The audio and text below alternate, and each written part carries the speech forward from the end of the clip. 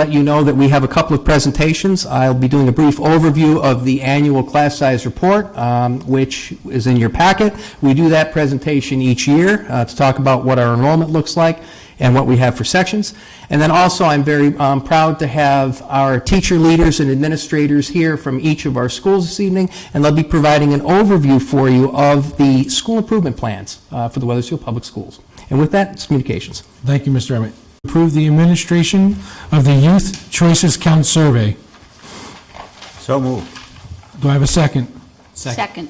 Thank you. Mr. Emmett, discussion. Yes, if we could have Erica and Bonnie come up to the podium. Do you mind if I put this down? No, Go ahead. Go on. It's a little hot in here. All right. Good evening, Board of Education members and Superintendent. I know most of you here, but my name is Erica Texera. I'm the Assistant Director of Social, Youth, and Senior Services for the town of Wethersfield. I'm also joined here tonight by Kathy Bagley, the Director of Social and Youth Services, as well as Allison Nadeau, the new Prevention Coordinator that was hired through the Drug Free Communities Grant, and Bonnie Smith, our Youth Voices Count Survey Consultant. We come before you tonight to share with the Board of Education our department's proposal to once again administer the online and confidential Youth Voices Count Survey during the school time to all 7th through 12th graders that attend Silas Deane Middle School and Wethersfield High School. The Youth Voices Count Survey produces data that strengthens local planning to address youth behavioral health issues as well as competitive data-driven grant applications. The data collected in 2019 supported the highly competitive Drug Free Communities Grant application. I am excited to report that Social and Youth Services, in conjunction with the Wethersfield Youth Advisory Board, was awarded this grant in 2021, and it will continue for the next 4 years. The Drug Free Communities Grant financially supports biannual assessments, data collection, and analysis. This tool helps us determine not only what prevention programs we need to be providing to youth in Wethersfield, but also what educational programs we need to be providing to parents and community at large. Data collected from the student survey can be used in the planning, development of strategies, policies, and practices not only within our department, but also within the school district. We could also see the data benefiting the community at large in numerous ways. Parents that are informed of current use trends may become more actively engaged in addressing identified issues. Students may want to be involved in designing and implementing programs to address at-risk behaviors.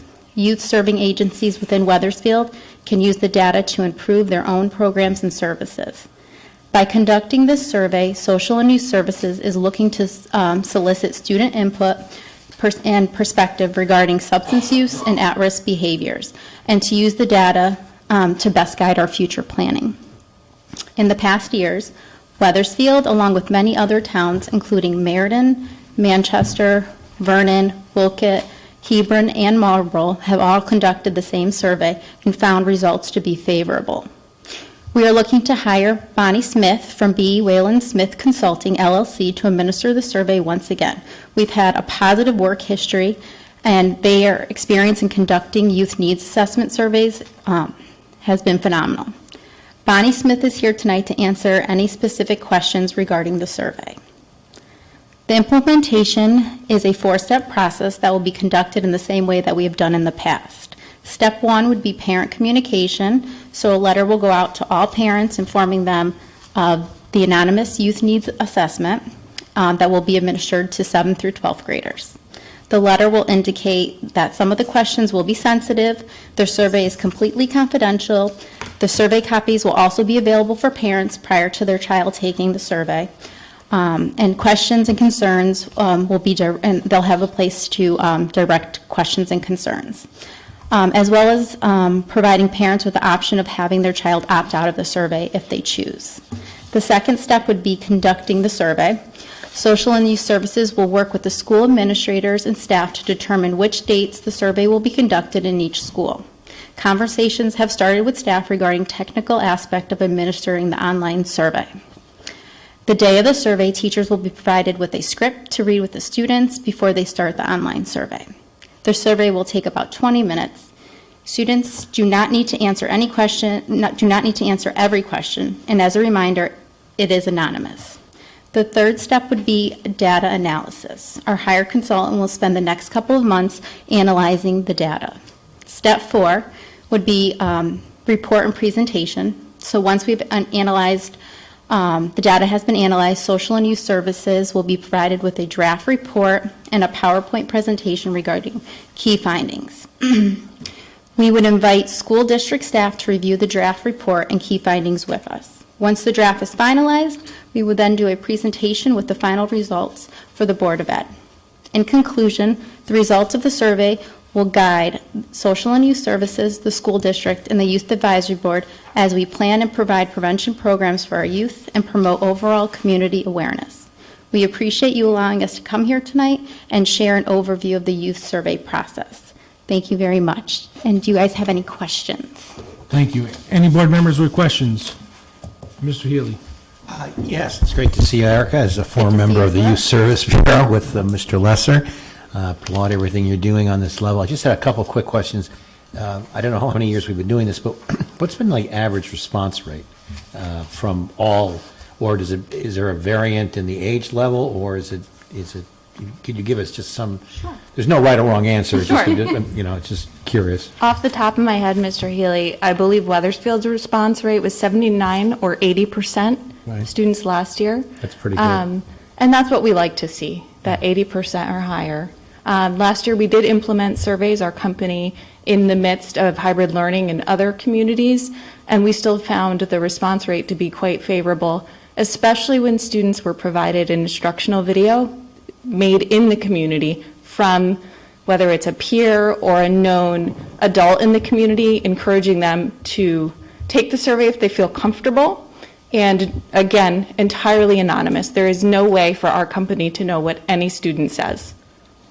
All right, that's critical. And I think just to commend you on getting the parents obviously involved, briefed, comfortable with it, and answer any questions they have. But I think 80% is a good number. It's not like it higher, but at least gives you a good sampling than the normal surveys were like that. Thanks. Just in the grant world, Mr. Healy, I do know that they love to see 80% or higher, so, yeah. Well, thanks.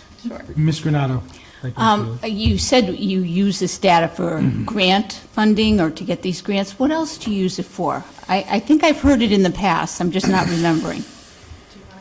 So we use it to identify what prevention programs we should be utilizing in town, where we should be spending grant money for prevention work, and how we can best look at-risk behaviors and kind of what is going on in the community. Okay, so the middle school and the high school will get this data too, so that they can use it. Oh, absolutely. Okay. Yes. Thanks. Right from the get-go. Thank you. Thank you, Ms. Granado. Any other board members? Yes, Mr. Lesser? Thank you, Mr. Chairman. And Erica, thank you. Appreciate your presentation. Quick question. What were some of the key findings last time, and what type of measures might have been implemented from those findings from the last survey? Maybe the top 2 or 3 key findings? I can talk about the key findings, and I'm sure Erica can talk more about the drug-free communities strategies that are going to be implemented as a result. But alcohol was the #1 substance of choice for past 30-day use amongst all students. I can't quote you the rate of use off the top of my head tonight. I do have a packet with me. Followed by vaping and marijuana use. So in terms of substance use, the survey also assesses anxiety as well as depression. So those items are something that we'll be tracking in terms of the pandemic's impact. There are additional questions in this version of the survey asking students, are they feeling more or less since this has happened in their lives, for example. Thank you. That data is going to be very useful, and I suspect the numbers will go up. So, And just to touch on what you asked, Ken, it really was helpful in securing funding through grants in order to do this work, because we know how short-staffed social and youth services can be and the school system. So to have a dedicated prevention coordinator is ideal to have this work actually come to fruition. thank you. That's it, Mr. Chairman. Thank you. Thank you. Any other board members? Seeing none with a motion and a second, all in favor say aye. Aye. Opposed? Abstention? Motion carries. Thank you very much. Thank you. Thank you, ladies. Moving on to reports and discussion items. Mr. Emmett, annual class size report. Thank you, sir.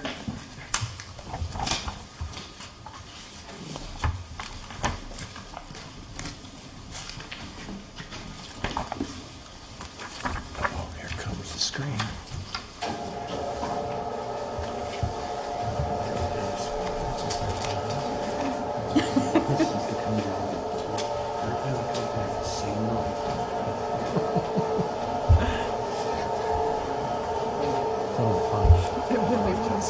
This was great.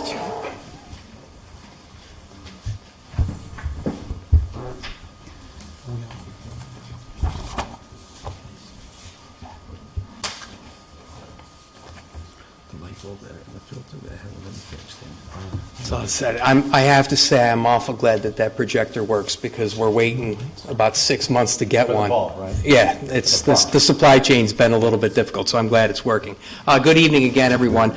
I have a brief overview for you this evening of the annual class size report for elementary and secondary schools here in Wethersfield. Thank you, Ken. So this is a standard document that we work on each year. We work around October time when we submit to the state our PSIS, Public School Information System data.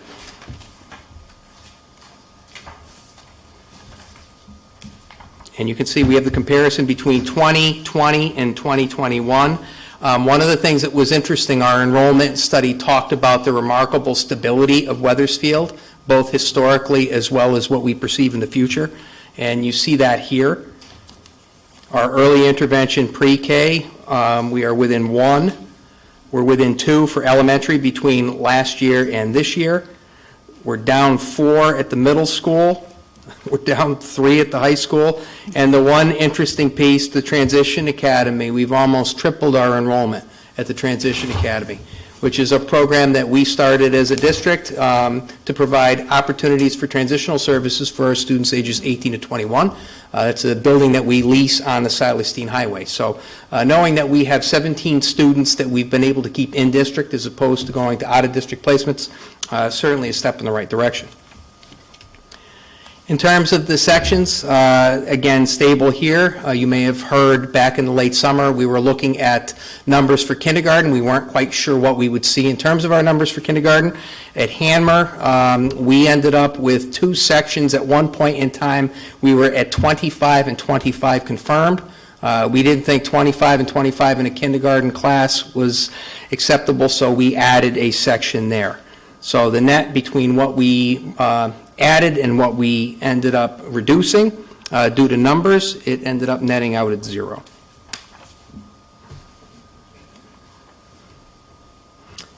You as a board received this during the course of the summer. We monitor the enrollment throughout the course of the summer. On average, we deal with, I'm trying to think back in August, on August 1st, I think we had 47 registrations in the queue. They had to be investigated and brought in. So there's a lot of movement that happens during the summer. There are a couple of kind of pinch points, if you will. If you'll notice over at Webb, grade 5, that's a higher group this year. And then also grade 2 at Hanmer is a little bit up on the edge. And again, with these class sections, they're not earth-shattering. If you go back, and I'll show you later on in the presentation, we had years where we had 29. So about 10 years ago, we had class sizes at the elementary level in a couple cases of 29. So, and here are our ranges. So across the district, we have 1 class across the district that is at 26. And you go back to 2011, 2012, we had 6 elementary classrooms that were 26 or higher.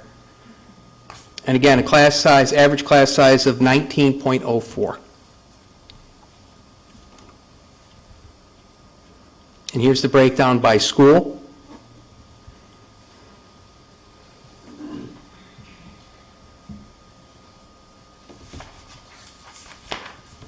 Again, looking at the middle school, these are our 7th grade class sizes across sections. And you'll see larger numbers in the phys ed class. Correct me if I'm wrong, middle school administration, we actually reduced the number of gym teachers that we had. Hence, that's how the numbers went up. We had a .5 that we moved over to the high school. So that's why you see those numbers up. Typically, world language, they are very well-subscribed programs, very popular with the students. So you'll see class sizes there, which are a little bit on the larger side as well. Here's grade 8.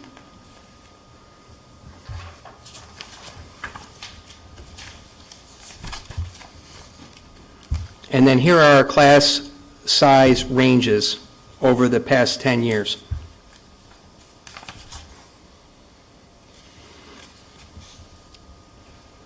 And again, you'll see the number of 30 or more went up dramatically. That's in relation to the phys ed classes increasing in size.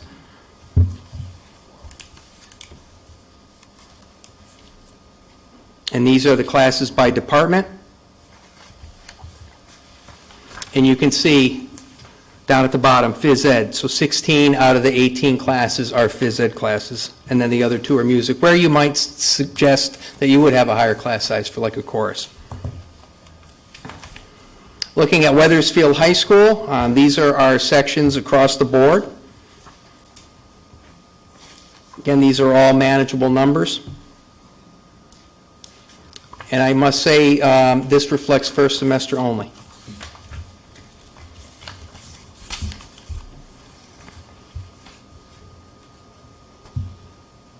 Honors section, level 1 and level 2. We have UConn, ECE programs, and AP as well.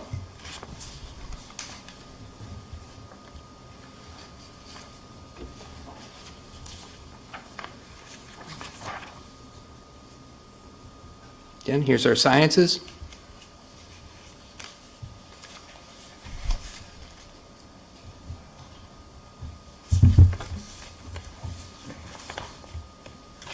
You can see some higher numbers in civics and international studies. Again, nice to see with ECE, UConn history, and U.S. history AP. We have 3 sections. The more students we see taking ECE and AP, the happier we are.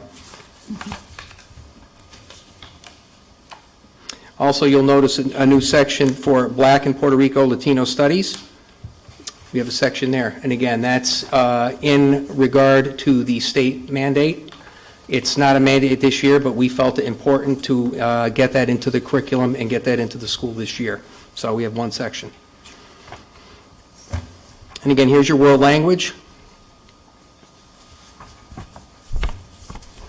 It's interesting here looking at this page, even with some of our upper level groups like Italian 4, although it's a combined honors and level 1, it's got 22 students. In previous years, we had some of those higher level world language classes that had 2 or 3 students. So the subscription here is rather robust. And again, in the areas of business education and family consumer science.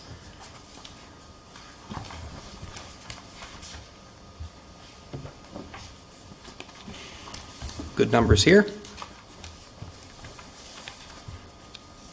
Technology, education, and physical education. And you can see our phys ed numbers here with that additional .5 at the high school. The numbers here at the high school are a little bit lower.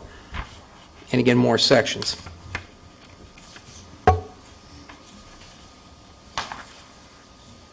Another piece to look at with technology education, you'll see digital imaging. That's another one. We could offer an additional section there. I'd be happy to do it. That's 28 across 3 sections, so very popular course.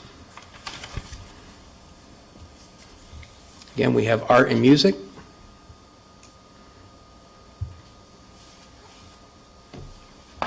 Here's another example with our concert choir. That'd be the type of class where you'd be happy to see more students in that particular class.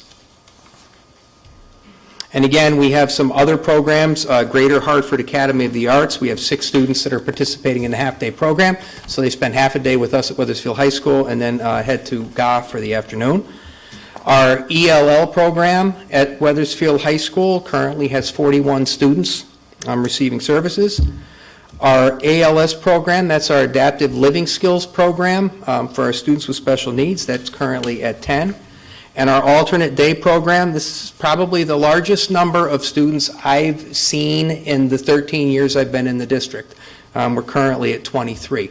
And that's split between 2 teachers as well as some additional paraeducator support. But big numbers for that particular group this year. And again, here are our class sizes.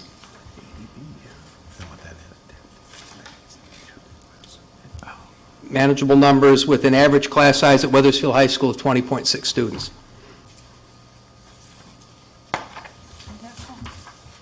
And you can see the consistency over the past decade. Here are class sizes by department.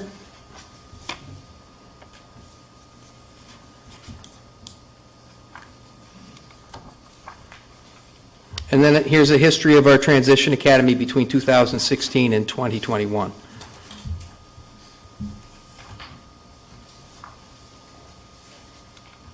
Okay. Anybody with any questions? Any board members with questions for Mr. Emmett?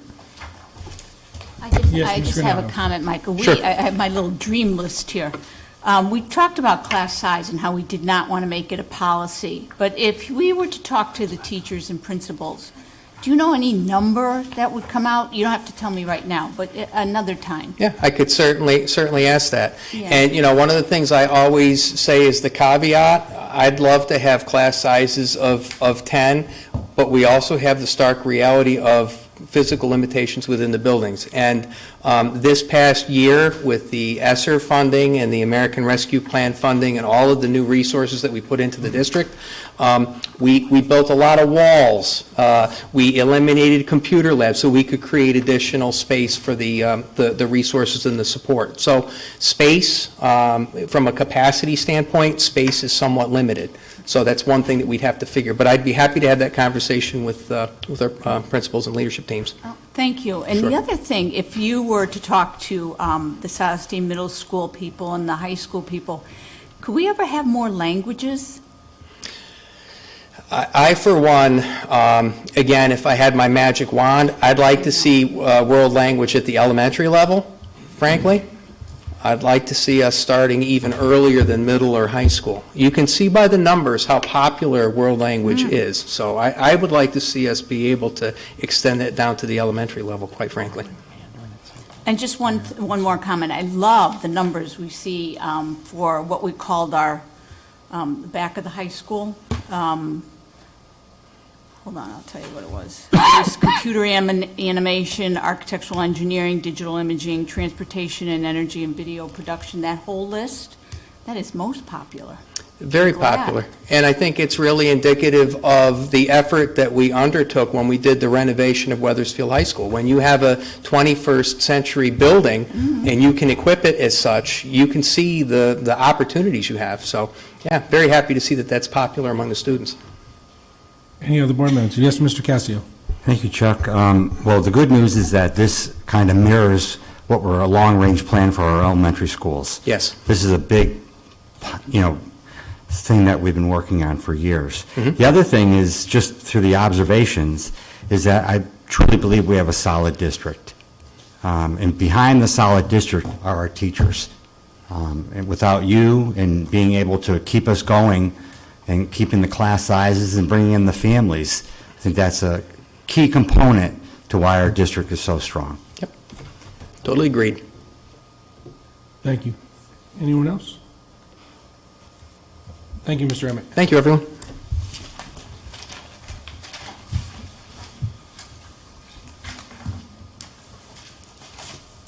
Moving on to the presentation of school improvement plans. Mr. Emmett? Okay. At this point in time, I'd like to have our administrative team come up. I believe we're going to be starting with Mr. Cohn this evening. So, Patrick, take it away. Sorry, I didn't know if the high school wanted to go first, but we're cutting, all right? So, sorry, Mrs. O'Connor.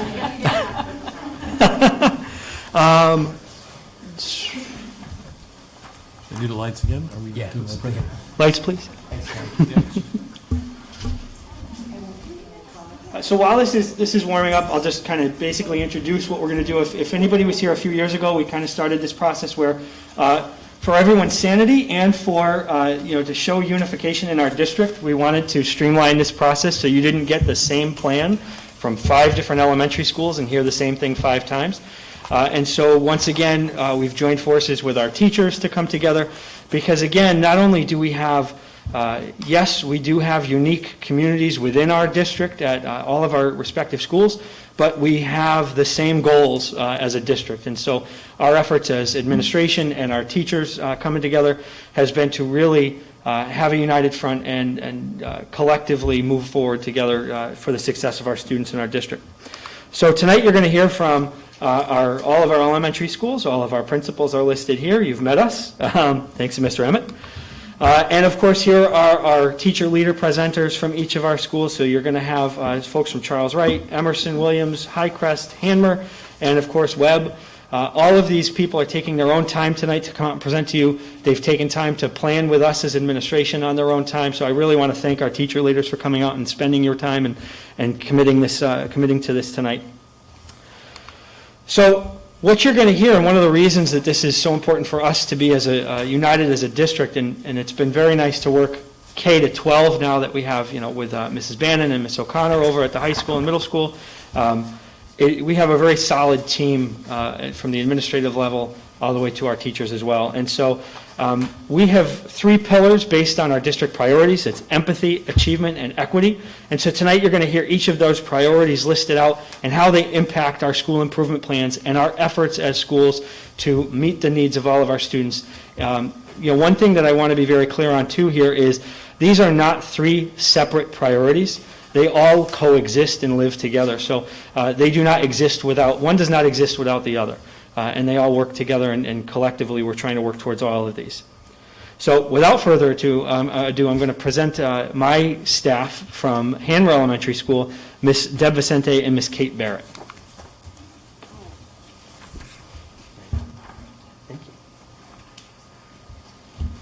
No idea how to use this, but that's okay.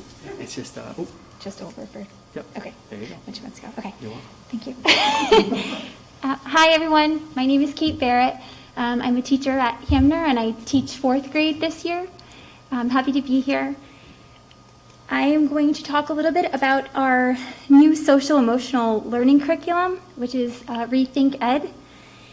The curriculum has key learning domains, K through 12, and they include awareness of self and others, self-management, social skills, social awareness, and self-care. And each of these are broken up into 6 weeks with every week, there's a new objective area. For example, we are currently in week 6 of our social skills, and our objective is conflict resolution. It is explicit SEL instruction, and it is very teacher-student friendly. It is broken up into a short video. There is a discussion section, which the kids I found have really enjoyed. They use examples from their real life and are really able to get in touch with what they're feeling and just bringing in their own personal experiences, which I think has been so great since we have been so isolated, that they're back and able to talk with their peers and with their teachers. Sorry. The instruction has a family engagement resource. There's a letter that goes home each week with our new objective. And it's an opportunity for families to continue the discussion at home around the objective that we're focusing on that week. There's also an academic connection, so we're able to have teachable moments pop up all day, and all week. So we're able to constantly go back and use the academic connections to go back and think about conflict resolution, for example. We have screeners to identify trends and areas of need in SEL. I know that I just finished the screener with my kids today. It took about 15 minutes. There were 45 questions. And as I was walking around, the one thing I asked the kids was just, be honest and, think about how this question really applies to you. And as I was going around, I did feel like the kids were being pretty honest, and I'm excited to look at the data. I know that we'll be looking at that for our next PD day, and then kind of thinking about where are we finding trends, and then what lessons can we plan in small group sessions.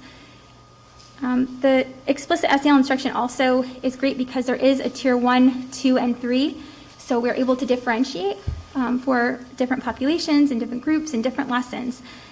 So it makes it, again, easy to plan, easy to fit into in our week, and the kids have liked it so far.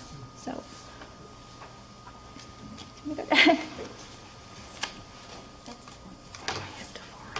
Oh, I hit that to forward it. Okay. Good evening. I'm Deb Vicente. I teach 6th grade at Hanmer. To build on what Kate was saying, we know that teaching students specific social emotional learning skills is an important part of building a positive, empathetic, and safe community in our classrooms, buildings, and across the district. And like Kate said, this year we're using Rethink Ed to help us with this curriculum. So far, my students also have seemed to really enjoy these lessons and are excited each week to do the lesson. They'll ask, in 6th grade we do it on Wednesday. Wednesday morning they'll always ask, oh, are we doing another SEL lesson today? And they're happy to hear when I say yes. Across grade levels, students work on similar SEL lessons each week. So last week was respect. That was the focus of our lessons. And students learn that respect is demonstrated through both communication and behavior. In the 2nd grade lesson, Show Some Respect, students learned that ways to show respect include being kind, being polite, being fair, and asking to borrow something instead of just taking it. In 6th grade, the lesson was called Ripple of Respect, and it tied our work with the restorative practices that we've been starting. It tied that and the SEL curriculum together. So after completing the Rethink Ed lesson, we talked about how the lesson fits with our classroom respect agreement. And you can see an example of a classroom respect agreement on the right-hand side of the screen. That respect agreement is broken into 4 parts: students respecting students, students respecting teachers, teachers respecting students, and students respecting the space. The agreement takes the place of traditional classroom rules and can be revisited and updated as often as needed. In my classroom, after some recess issues, we updated the students respecting students section to include a few more things that will make recess run smoother. I don't know who's next.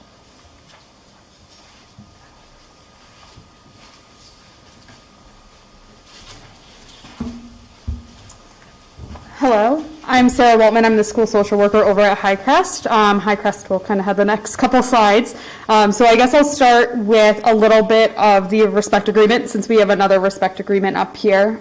So really, to build empathy within our building and within our staff and our students, our building created respect agreements for staff meetings as just a way to model and start there. So we have staff to staff, staff to admin, admin to staff, and then all to space. And this is something too, like our previous presenter said, that all classrooms are doing and revising as needed. Also over the summer, we heard a brief reference to the restorative justice training.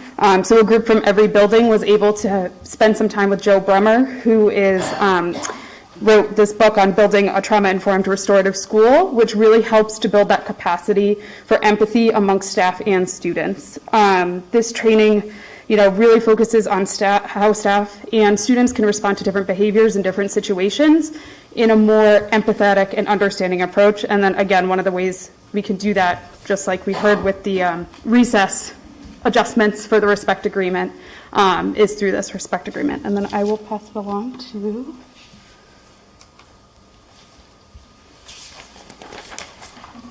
So in addition to what Sarah just talked about during our introduction to restorative practices, we looked at the 5 skills of restorative. So those are mindfulness, honest expression, empathy, the art of asking questions, and the art of requests. For mindfulness, there are a variety of ways that you could implement this skill in the classroom.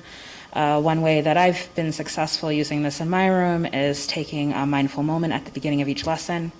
You could use a sound bowl, which is really nice because it has a very long tone. So for younger kids, you can, you want me to do that? All right, so the kids really like it. So I'll say, like, when you hear it,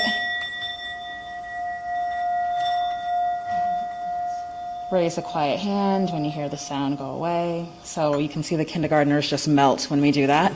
So it gets them, present and ready to learn. Sometimes when kids come to your classroom, they're maybe coming from a very active PE lesson or a very noisy bus, and it just brings them to a quiet place to center them and get them ready for your lesson. Hi, I'm Kelly Tatro. I'm the media specialist at Highcrest. We've implemented circle time, which is part of the restorative practice. An important piece of this is using a talking stick, and it switches the meeting from a teacher-led discussion to a child-based discussion. The person with the talking stick is the facilitator of the circle, and it helps to equalize power. It's always passed in order. This gives students the ability to speak their truth and build community. There's a distinct opening and closing. I usually use this as an opener, have the kids get grounded, close their eyes, take a few deep breaths, get ready to start reading our story or whatever it is we're doing in library for that day. It could be, a welcome. They can rate themselves, the younger ones rate themselves from 1 to 3, how they're feeling emotionally. If they're having a really tough day, they can say, I'm a 0. And I can say, why a 0 today? And it becomes a community where they are able to share their feelings and their emotions honestly. So then there's a mindful moment, an icebreaker. It's hard in the library because I see them once a week maybe. In the classroom, it goes a little bit more in depth. So far, I've done like, would you rather? Would you rather build a snowman or would you rather build a sandcastle? That type of thing. Just kind of get them talking. There's also storytelling circles that are used more for when there's harm done, so they can figure out and problem solve. And it allows students to tell their story from their own perspective. And then following that is the use of restorative questions. Hey everyone, I'm Chris Fox, Highcrest, 3rd grade. I'm going on with Kelly, the restorative questions. We do have to give credit to the administration for allowing us to be teacher leaders, because the first part of equity in our schools is that all voices are heard. And when we were a part of this group, we did hear teachers say we need to slow it down step by step. So we're allowed to at Highcrest. I'm sure other schools are doing the same thing. But each staff meeting, we introduce a new skill based on the training that we did this summer. And an important one we're going to show next week at the November 2nd PD are the restorative questions. These are a list of 6 questions that teachers, we're going to do different scenarios to see how, when there's a situation that can happen at recess, library, how to calm the conflict. It's one of our SEL themes as well. But these 6 questions allow students to talk out the problem. We don't have a dialogue, we just hear them out, and that's, again, creating community. Voices of the students are heard. I did do this, I had a little sneak peek as I was in the training. One of my students has issues with calming the conflict. The first time I did this was not so well. The second or third time we've done it, he actually had a chance, and he solved it himself by drawing a picture of how he felt, how the other person felt in the same situation. And so for me, that was the biggest data point, was that the student took charge of the situation and also heard the other student. In the past, that would not have happened. So I do have to give credit towards that training, and while that we're taking it very slow, step by step. And I have little cards if you'd like to use them. I don't know if still needs to use them at all, but here's a little. If you have any questions, Thank you. Thank you. Good for administrative teams. Yeah. How you doing? Thank you. Thank you. And on the back of the card, it says, "We are better together." That's our theme for Highcrest. Oh, I love that. This team has been great working together, along with Mrs. Moore as well. Thank you.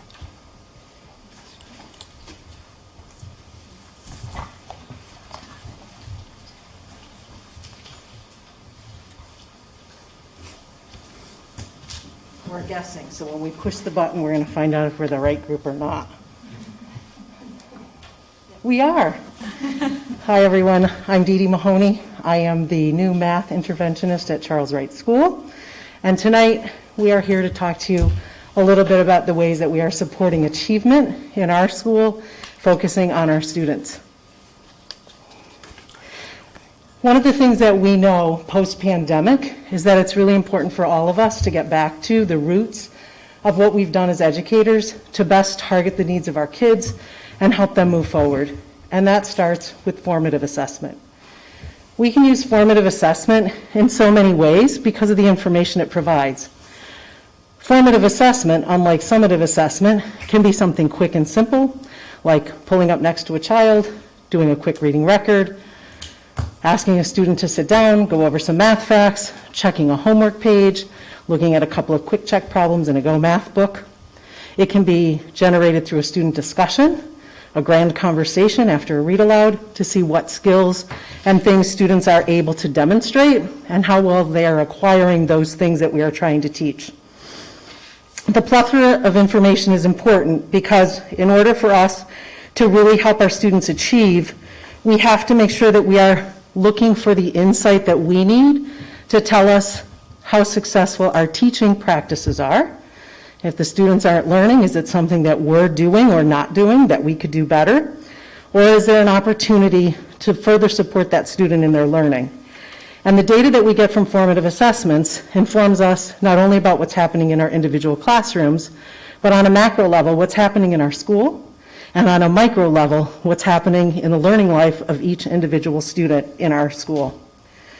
Armed with this knowledge, we can take that and we can look for strategies, ways, times, and opportunities to further support their learning, filling gaps, pushing those that are already achieving to higher levels, meeting the kids in the middle with what they need to be successful, and really targeting individual needs of our learners through small groups or individual conferring.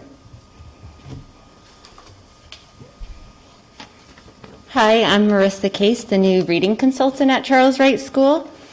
And to piggyback off of Dee Dee, after we have analyzed the data, the next step is to plan for targeted small group instruction. This is a collaborative process between the classroom teachers, the reading and math consultants, and the curriculum specialist. Interventionists can help support teachers by helping them look at the data and target areas of need in order to close the gaps, select goals, and also we're there to help classroom teachers gather resources and materials.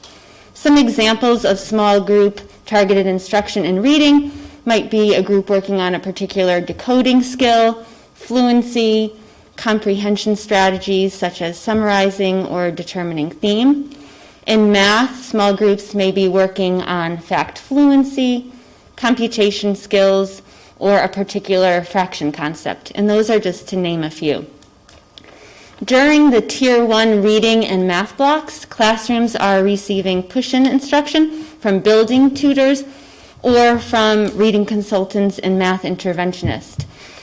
This would occur again during the reading and math time and also during a new period called the WIN block, which Dee Dee will talk a little bit more about in a moment. And this is when we are delivering that small group instruction. Teachers and interventionists are meeting with groups on a rotating basis. That way we're getting a chance to work with a variety of learners, all levels, and broaden our own skill base as well. And as Marissa talked about our WIN block, it's something new that we've added to our schedule at Charles Wright. I know some other elementary schools have used this in the past. WIN stands for What I Need. And it's actually focused on the individual needs of our students, which is great because that's the information we get from the formative assessment. When we take that formative assessment data and we channel it with our classroom teachers, interventionists, curriculum specialists, and all the great minds in our building, we're able to come up with plans to help students, and we're able to have our English language learners as well as our special service students leave the classroom during this time, so they are getting the work that they need during that time. And anyone that is in the SRBI process receiving reading or math support can also leave during this time and get what they need. And students that are still in the classroom, this is our opportunity to continue our small group work. So if we have, for example, a student who might be receiving math intervention services and might be leaving the classroom during math, their teacher will make sure that during the math block, that student is in a targeted small group receiving math instruction from the teacher or tutor pushing in during that time so that they don't miss the opportunity for additional targeted small group within the classroom.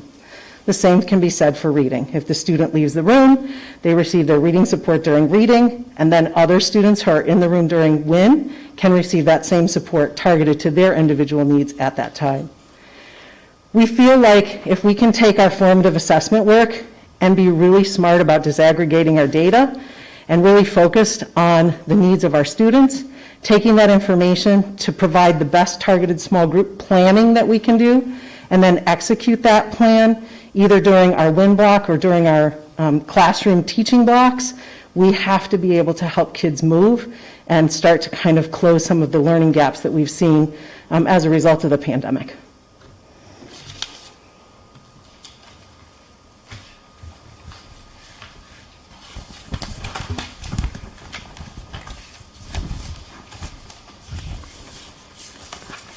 Hello, Giselle Ziegler, music teacher at Webb Elementary.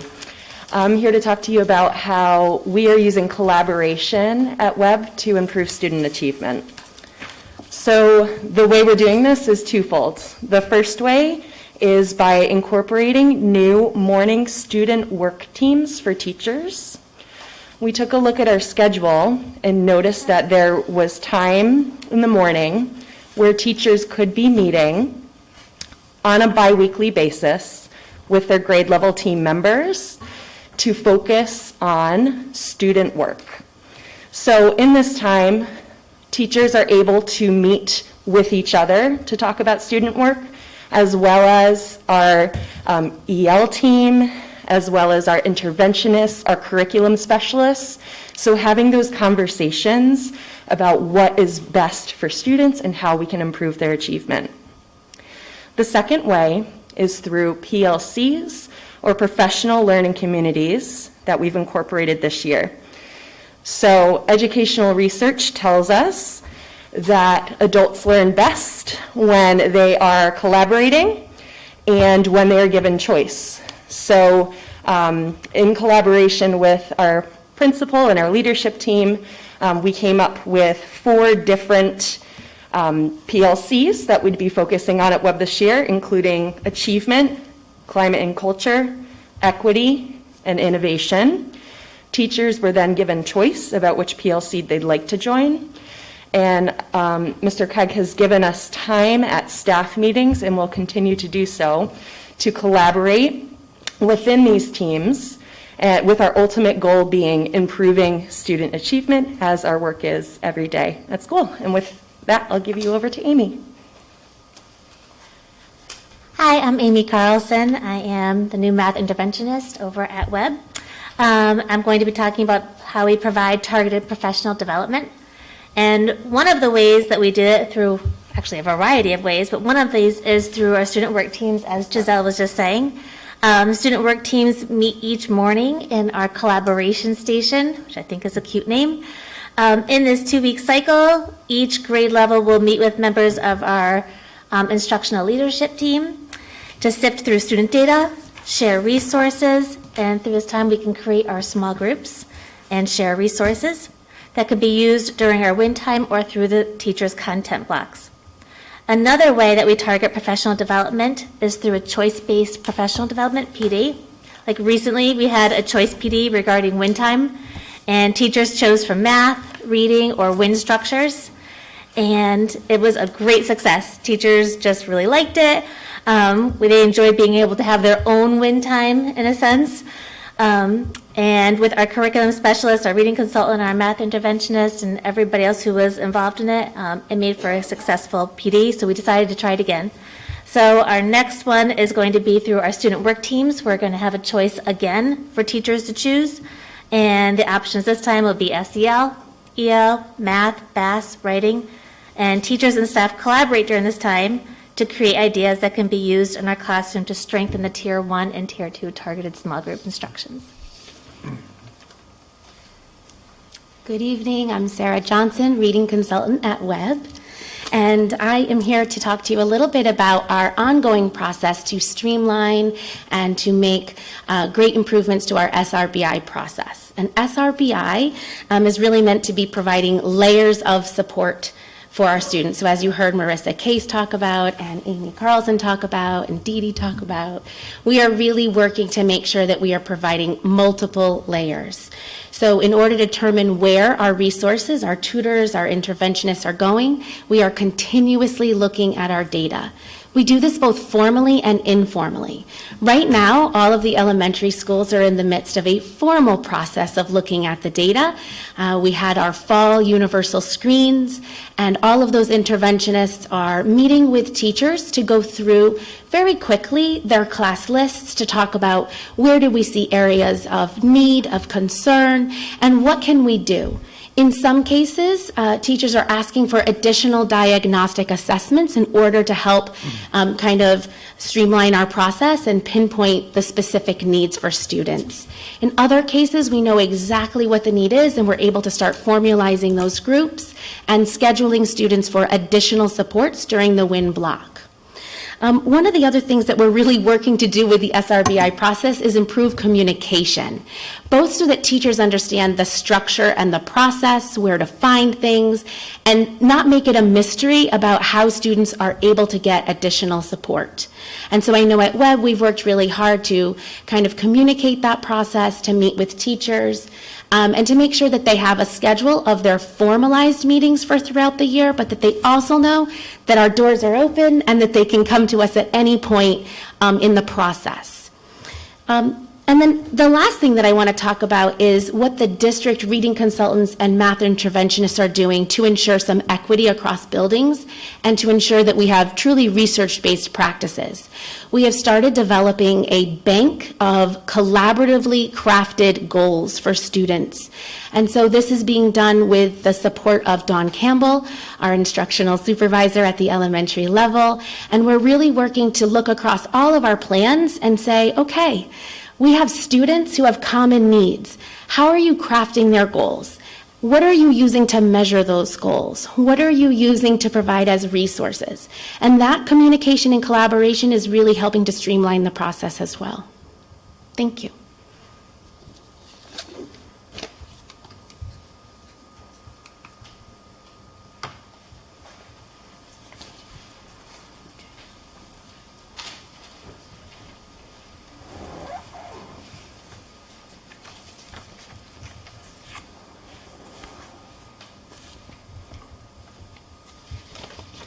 Hi, my name is Elissa Root. I am grade 2 at Emerson Williams, and we're going to be talking about priority 3, which is equity.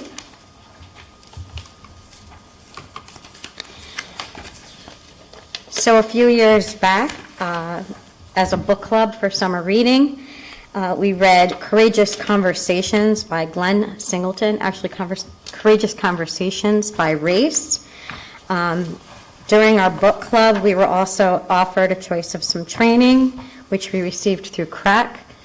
And what you see here is the Courageous Conversation Compass. This book has provided a lot of dialogue that we can use with each other, a common dialogue, to talk about such a topic that is so important that can often be very uncomfortable. Some of the members of the group decided to create a team, and the team together has done equity assessments and has done an inquiry of data based on our school. We've continued to have professional development through CREC workshops. The team has facilitated staff discussions. We've also been able to bring in guest speakers. Recently, we had someone come in and speak to us and provide us some support to support our non-binary transgender students.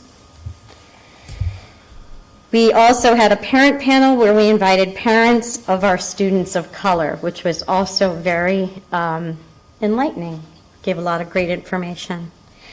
Our PTO has also been very supportive. We've had cultural fairs prior to COVID. Hopefully we'll be able to pick those up again. Books were purchased by our PTO for students to have in each of the classrooms. It provided material and resources written by people of color and representing people of color. Translations of documents have also been done for our PTO in that they make sure that documents are in a variety of languages so that our families are able to participate and be informed in our school. We've also been very lucky to have parents as guest speakers. Some of our goals are to have a parent panel highlighting parents of our L students. We'd love to have a student panel utilizing former EW students who are now in high school or beyond, and to continue this work with other schools in the district, to continue to share our experiences, and to continue action steps to improve this goal.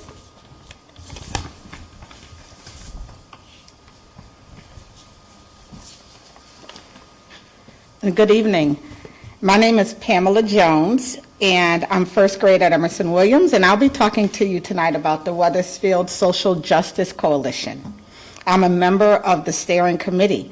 I'm going to give you a quick background. In the summer of 2020, after some significant polarizing events took place in our country and in our town, the superintendent, the assistant superintendent, and the town manager devised a plan to create a social justice coalition.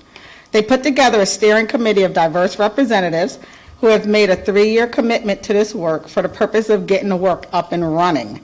The State Education Resource Center of Connecticut, CERC, was contracted to work with the steering committee to create and facilitate the coalition with the ultimate goal of getting it up and running and then getting it to a place where it can run itself. And on September 30th, 2020, the first meeting of the coalition was held. And as we couldn't meet in person, our screens were filled with many members of the community who wanted to address issues of race, equity, diversity, cultural responsiveness, access, support, among other issues. You can see on the slide the membership of all the diversity of the people who were a part of that group.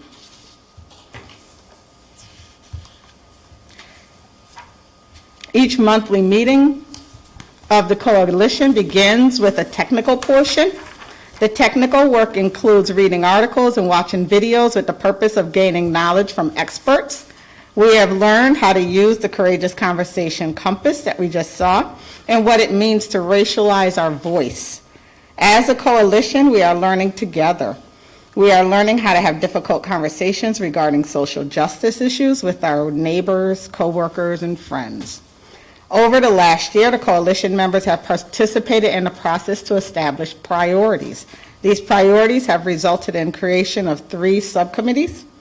There's the Youth Programming Committee, the Anti-Racist Education Committee, along with the Community Education and Policing Committee. These 3 committees are in the process now of creating SMARTY goals. The Youth Programming, I'll talk to you about that committee. The Youth Programming Subcommittee is currently exploring ways to engage youth in focus groups to learn more about how race and social justice issues impact their experience in the community and in our schools. The information from these focus groups will be used to plan youth programming around programming focused around youth empowerment programming or youth-led participatory action research. The Youth Voices Subcommittee is passionate about the importance of educating and raising youth voices. Some of the goals that the coalition wants to accomplish in the next 3 years are to continuously engage community members in courageous conversations about race and equity and social justice topics, to advance racial equity in the community of Wethersfield, inclusive of public education, co-create community goals that challenge racial inequity, and strengthen infrastructure and community partnerships through a social justice lens. The coalition is always looking for new members. As we know, many hands make light work. So if you're interested, we'll accept everyone. The ultimate goal and our ultimate hope is that the work that's being done will empower our committee members to be upstanders who will critically interpret racist behavior and speech in our schools and in our town.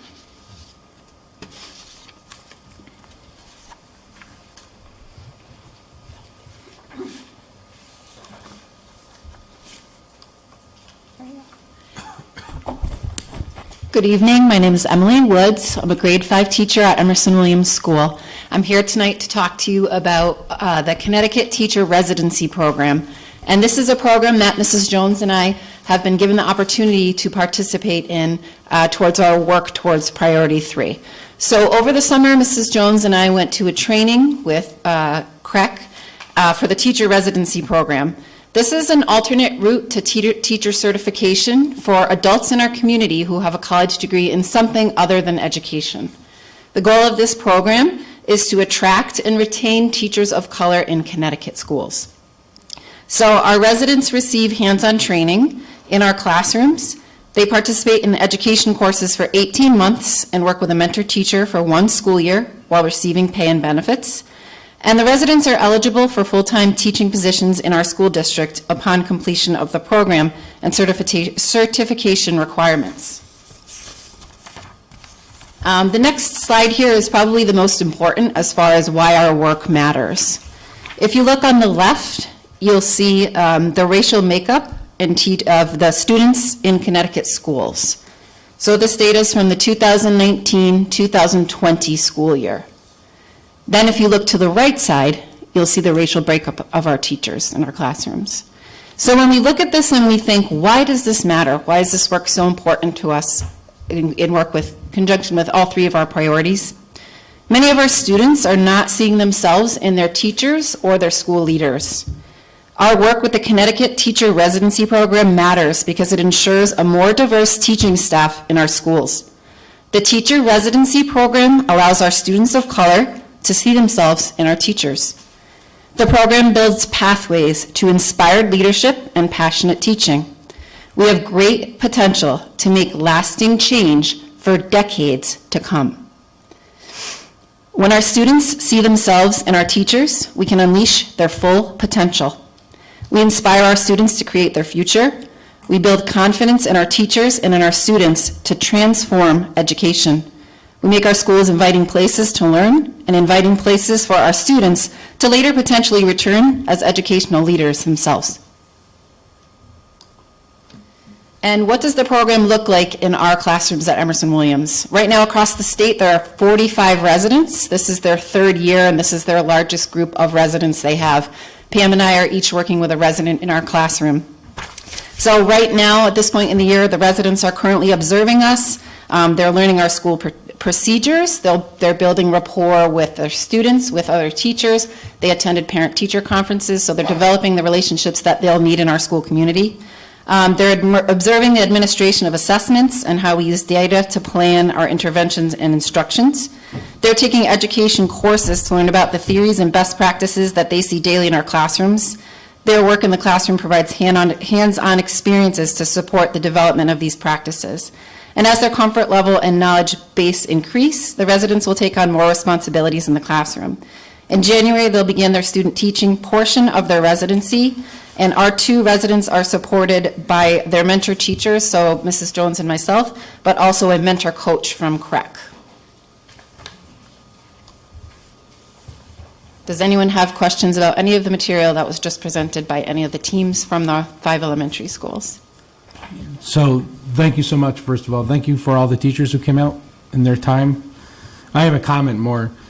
As I sat here and listened, it really, you brought our strategic plan to life, and we really are pushing the leader model as a board, and you could see it really embedded within the 5 elementary schools. And it's great to hear and great to see. Examples, Mr. Fox talking about listening to teachers, the leadership team, and adapting around what teachers have to say. Also, just empowering teachers to make choices, having the win for the teachers, and I forget which school, I apologize, who's doing that. It was just great, and I want to commend everybody and commend our elementary schools on just really bringing the leader model to life and really sharing it. And I thought the strategies you guys shared for SEL, academics, and equity were great, and again, it really embedded what we have as our strategic plan as a board, and thank you. Any other board members? Yes, Ms. Granato. I do. I was fascinated with this professional learning collaboration. I think I need a small group because I couldn't get it. So I really would love to sit down with somebody sometime so they can explain those win boxes for me. Now, I want you to know I've just figured out SRBI, and I probably need the consultant who's streaming that down to a better understanding of it. But once I got SRBI, you guys changed and got another model. But I so appreciate the work you're doing to get all these children back on their feet, not just socially and emotionally, but academically. This has really been a very, very challenging time. I don't think any educator that you talk to has ever experienced this. So I appreciate all your work. You know, I'm such a proponent of the leader-leader model, and please, you need to lead us out of this. So thank you. Any other You board? need to help me. Any other board members? Yes, Mr. Riley. I just wanted to thank everyone for their hard work, and I think the having all the schools go with the Rethink Ed has been great. It sounds like everyone's on board with that. I just had one question. I wanted to know, I guess, is a wind block a regular school block, and how often do you have those? It is a regular school block, and it happens every day. It's just a part of the actual school day. That actually helps me. Well, I'm not- Get up here, Dee Dee. So, yeah, WIN is part of our everyday schedule in every classroom. So no matter what is going on, that's what allows teachers to plan for targeted small group. They always know who's going to be there and who's not, and it's a regular thing that happens. Thank you. Anyone else? Mr. Lesser. Thank you, Mr. Chairman, and I wanted to follow up a little bit of what Mr. Riley said. But first off, thank you to all the teachers coming out tonight, all the hard work you do. Thank you to all the administrators being here and all the hard work you do. And I also, too, am a big fan of the leader-leader model. But I kind of addressed the question to my friends at Highcrest who talked about the Rethink Ed and the restorative practices. All this stuff is so important, all of what you're doing. But particularly want to focus on the kind of restorative stuff that you're doing as kids come off of COVID and, you know, the biggest disruptions to education for all of us, probably in our lifetimes. But my specific question is, how is there time in the day to do things like mindfulness and other things like that that can help refocus children? And is there time built into those types of things to do those, I'll call them, you know, skills, toolbox things for kids to learn, particularly post-COVID or in the world we're living in now? And I think, you know, the Highcrest team was talking about Rethink Ed and these restorative practice. So maybe a quick comment about the time in the day that the students have to do things like mindfulness.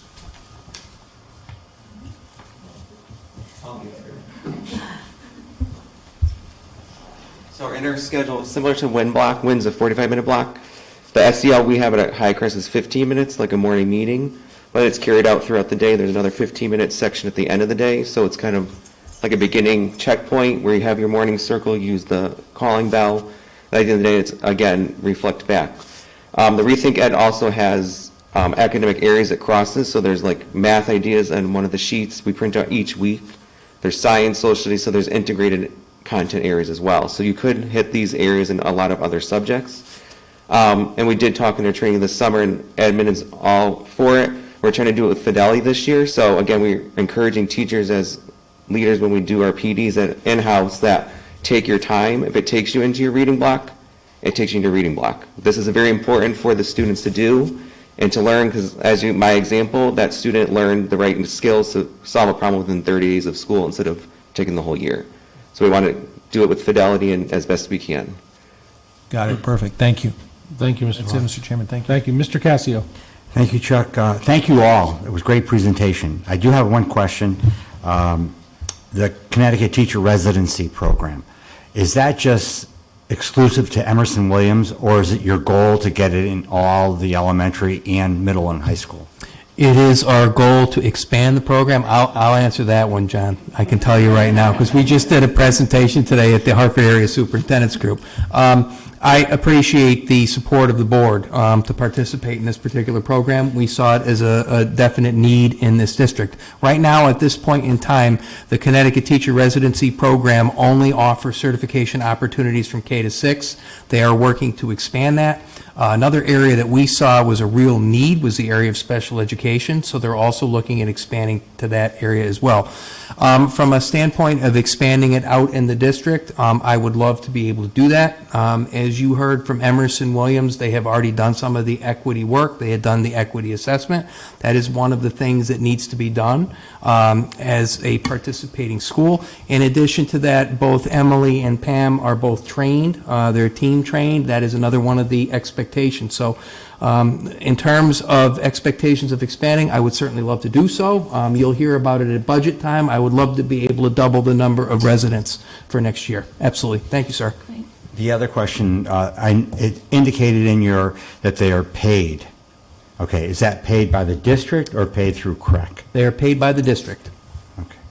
And just out of curiosity, how are they doing? Well, this is the year of any, if you're going to jump into residency. It's crazy for all of us. It's an adventure every day, but I know that I think they really enjoy being in the thick of everything. It's one thing to be in an education program and read about things and books that are supposed to happen, and then we have a year like this where their feet are on the ground and they're learning to really quickly adapt and adjust. They're really seeing the need for flexibility and the need to incorporate the social emotional piece that Chris had spoken to. So I think that they're enjoying the experience. It's just real world, kind of like a lab site for them to practice. Thank you, Emily. Thank you. Anyone else? Seeing none, thank you again to all the teachers for coming out. Thank you, principals.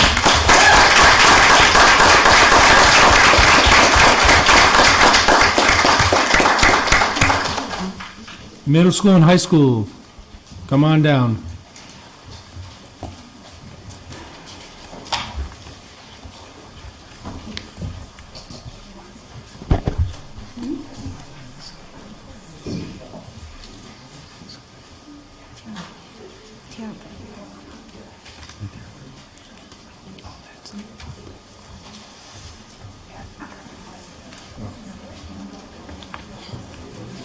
Good evening, everyone.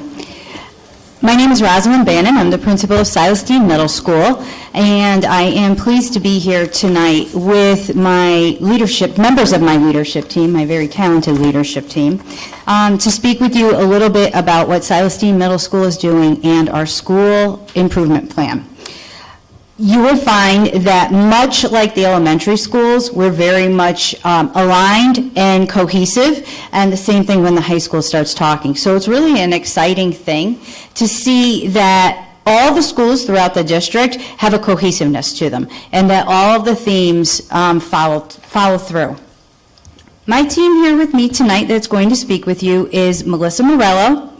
She's our math interventionist, math consultant. Leslie Poulos, our library media specialist, Julie Klein, our school psychologist, Catherine Chaponi, our school social worker, Kylene Cassio, one of our team leaders and our 8th grade social studies teacher, and Diana Beardsley, another team leader and science teacher. So this is an exciting time in education, despite the fact that schools are still enduring the effects of the global pandemic due to COVID-19.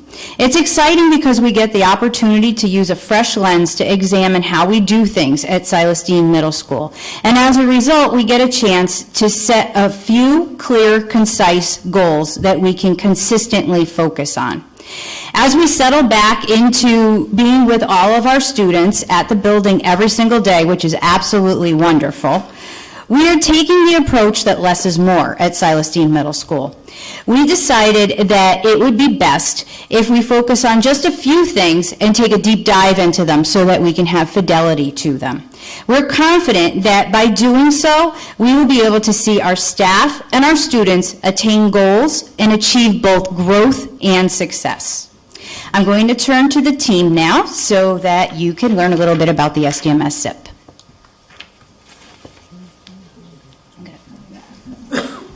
I swear I was up here for a reason.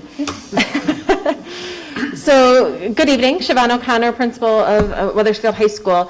As I talked at our last presentation, just as Patrick Cohn referred to at the beginning, we really are a cohesive team, K-12, and integrating all of our things from both our school improvement plans all the way up through Vision of a Graduate. And through our presentations, what you're going to see is that we're all looking for that middle space, right? The integration of equity, empathy, and achievement.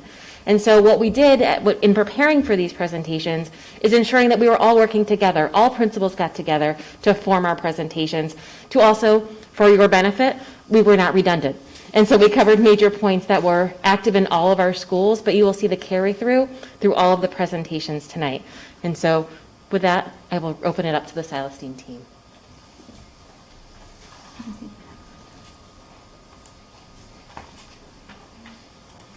How do I try it? Sorry. Hi, everyone. Sorry, I'm Juliana Klein, the school psychologist at Silas Deane. So as you already know, one of the three priorities the district has set forth is regarding empathy. At Silas Deane, we had a small group of staff attend a 3-day training this summer in regards to restorative practices and trauma-informed schools. We attended with Joe Brummer as well. This team is currently involved in developing a multi-year plan to roll out at the middle school. Then in October, Joe did come to our school and do a 2-hour professional development for all staff on trauma-informed practices. In terms of social emotional learning, we also are using Rethink Ed, which is based on the Castle domains. Similar, it's the same lessons in terms of how they're set up, just like the elementary school explained, so I'm not going to go over that again. We try to align the lessons with content so that they would easily be integrated within lessons. There may be some big items, and then daily or weekly, we kind of try to infuse that through our lessons. And we're really focusing on self-awareness and self-management at the middle school for this first trimester. Also, we did a universal screening that we're going to use the data, kind of like triangulate the data, look at attendance, look at grades, look at tardiness, and really look at those students who maybe need a little bit more support.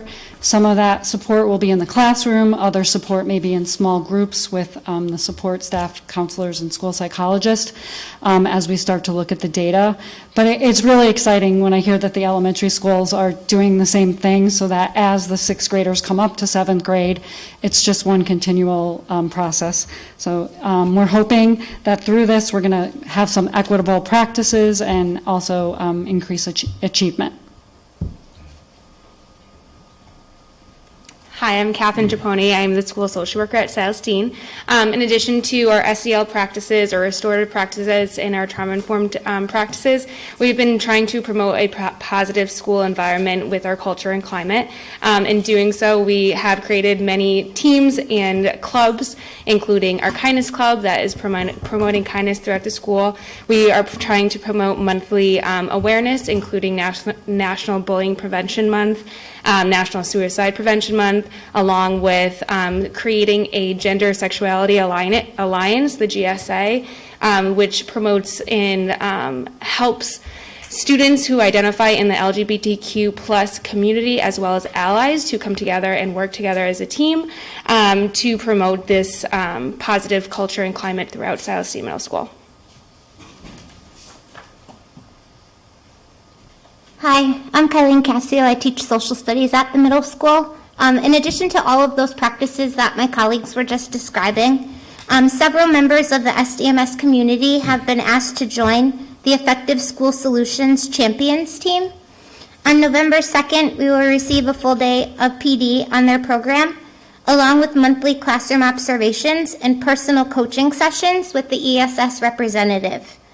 Training will focus on using the ESS trauma-attuned model, which is a relationship-based and evidence-centered model.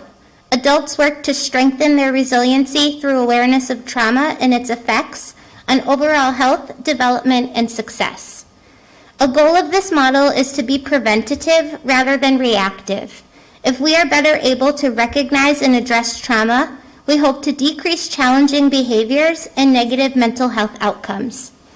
Teachers will learn how to adapt their classroom environments, instructional materials and assignments, relationships, and de-escalation skills to create safe classroom spaces where all of our students can succeed.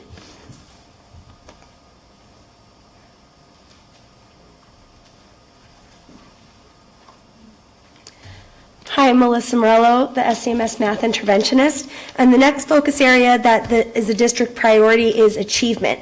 At SDMS, new initiatives directly related to student achievement are our new math intervention program, so thank you, that's me, and the work our teachers are doing in their professional learning community meetings. Although the math intervention position has always been needed, the pandemic has had the greatest impact on the math subject area. So this new position provides greater opportunities for us to address our neediest students with the greatest learning gaps. And while math intervention targets the neediest students, teachers are still working in their PLCs to plan instruction to bridge the smaller gaps in learning, very similarly to how elementary schools had described. The reading interventionists and myself meet with teachers weekly to discuss how they can best meet the needs of the students in their classroom using scientifically research-based interventions. And at SDMS, we are also planning to provide professional development to our staff members on the KELP standards so that teachers can better meet the needs of our English language learners. Our building is engaged in equity work in a number of ways. First of all, our administrative team obviously is involved in equity training monthly, I believe, and some of our staff are involved in the training that is going on in the district equity team. We're reading, we're watching videos, we're discussing, and we're learning. In addition, we have several people on staff. I think there are 3 to 4 of us who are part of the Wethersfield Town Social Justice Coalition that meets monthly. And we are on, I happen to know that the group of us that are on it are working on the Education Committee. Our 7 to 12 supervisor, Christina Zladin, is working with our staff to disaggregate data, inclusive of race, for analysis so that we can use that and improve practices in our building. We have had staff and in the library, we've been doing some student book clubs, and we've also conducted a library resources audit. And there has been a school-wide effort to celebrate and bring awareness to the really spectacular diversity in our building in a number of ways, through announcements in the morning, for example, for Latinx Heritage Month, et cetera. Spotlighting different holidays and cultural practices, and also through some different school events. And finally, our staff continues professional learning in restorative practices and trauma-informed instruction. So those are some of the ways that we're looking at equity and working on equity in our building.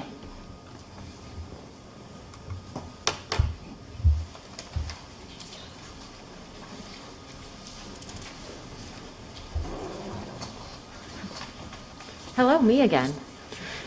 So tonight, as we really look at how all of these things coalesce into the largest school and with the most diverse amount of content areas that we do need to service, we need to understand that we are here for the long haul. And so our approach at the middle is very similar to the middle school, in that we want to ensure that we are making true and long-lasting change for the benefit of our students. So we're also taking a take it slow so we have time to grow approach. So ensuring that we have true buy-in from all of our members and that all of our teachers feel included and empowered through the process. So you're going to hear from various members of our staff as well as our assistant principals at Wethersfield High School. And certainly we're open to any questions at the end, but I'm sure you're going to enjoy it.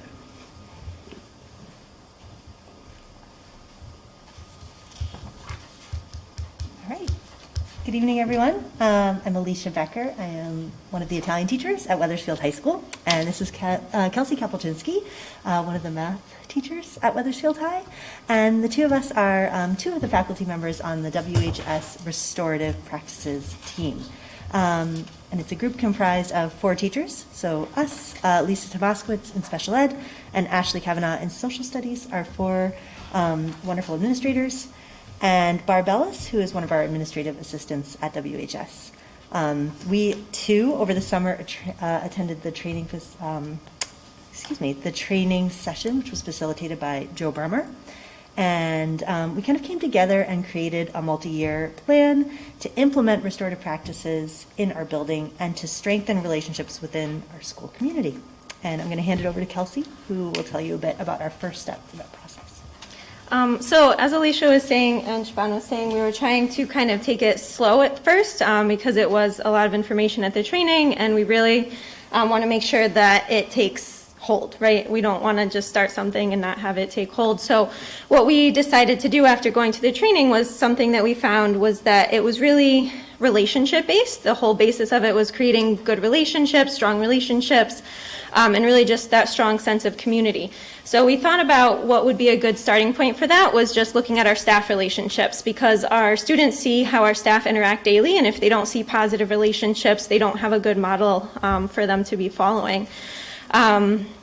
So we thought this year we would really focus on those staff relationships. So our PD that we've done so far, we've done a lot of community building, we've done a lot of support for staff. Just creating those good relationships is going to help us work together as a team and just be successful in helping our students the best that we can. So that's kind of our starting point this year. We've focused on the staff as a whole so far, and we're going to, as the year goes on, continue with that, but kind of then bring it down to maybe department levels and just little by little break it down so that all kind of areas of staff are hit. And then ultimately the goal is to then take those practices and incorporate those in the greater WHS community, in our classrooms, and, to sort of have that trickle down where it then is directly used with and implemented in our classrooms, because we know that good relationships make for a healthy learning community.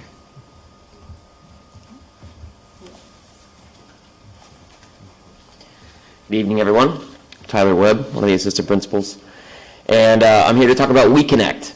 So WeConnect is a birth child of sitting around at the beginning of August, trying to figure out what are we going to do with our advisory program, based on the fact that, we needed to do something to really create a new space and a time for teachers to connect with students and students to connect with students in a non-academic environment. So it is a rebrand of our advisory program.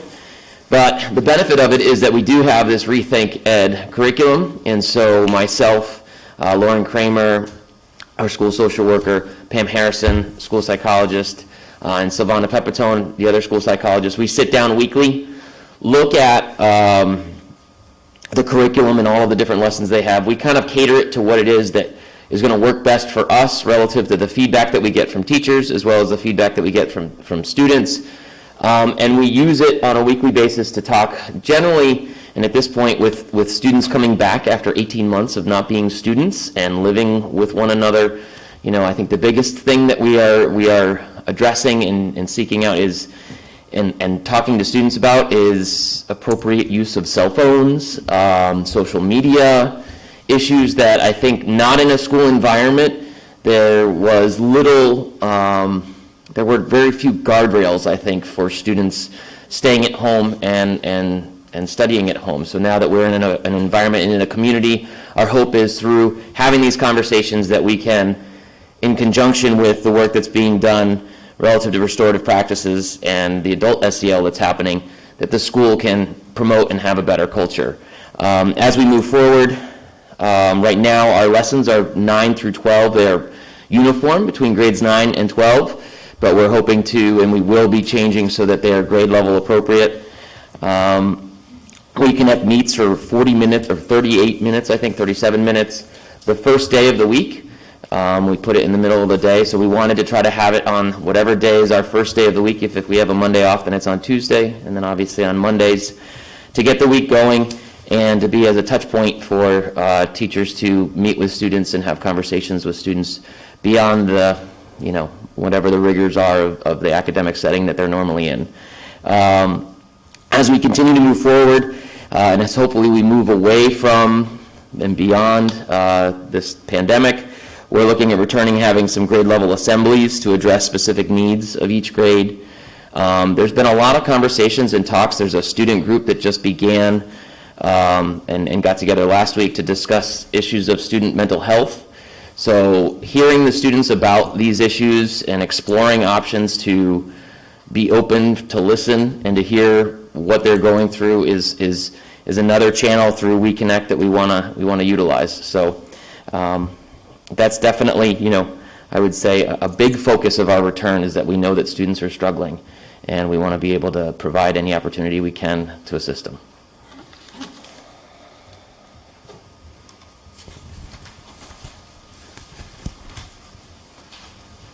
Hello, everyone. So nice to see you all again. Terry Esko, one of the other assistant principals at the high school. I have the pleasure tonight to share with you our curriculum writing project work. I think, as we all know, and we've presented to the board before, after our collaborative conference and the Ask visit, we had many recommendations that centered on and focused on curriculum and curriculum writing. So as a result, we've created a multi-year project, and for the first year, we've partnered with Ed Advance to help us really form a group of teachers that have this knowledge to then lead this work throughout the rest of those 5 years. So this year, we met from August 24th through August 27th after our Joe Brummer training, so we were very busy prior to the start of school this year. We had 30 members altogether, our entire administrative team, as well as other members of our departments and department liaisons from nearly every department at the high school to participate in our first curriculum writing boot camp. So the purpose of this boot camp was to really talk about and identify a working curriculum template for the high school as recommended by one of the recommendations in the Ask report. So that was our first goal. And then we were talking about and exploring and aligning state standards and Common Core standards to the work that we're doing in our classes. So each department focused on one particular course for this year to really grow as leaders and build this knowledge base that we can expand on over the next couple of years. So this group will work on their particular course over this year through PD and after hours time to really work through this document and have this fidelity to move forward. And again, build that capacity of our teachers to share this knowledge for future courses over the next 4 years. Much of our work really is talking about our terminology that we're using and calibrating, and as an administrative team, I must say that it was really a pleasure to work with our teachers in this capacity before the start of school. I think we all had a lot of fun. We really got to know each other in different levels. Like, for instance, I got to work with some of my math friends that I never get to work with, and we just had really great conversations to get us excited to see our students again and start this work.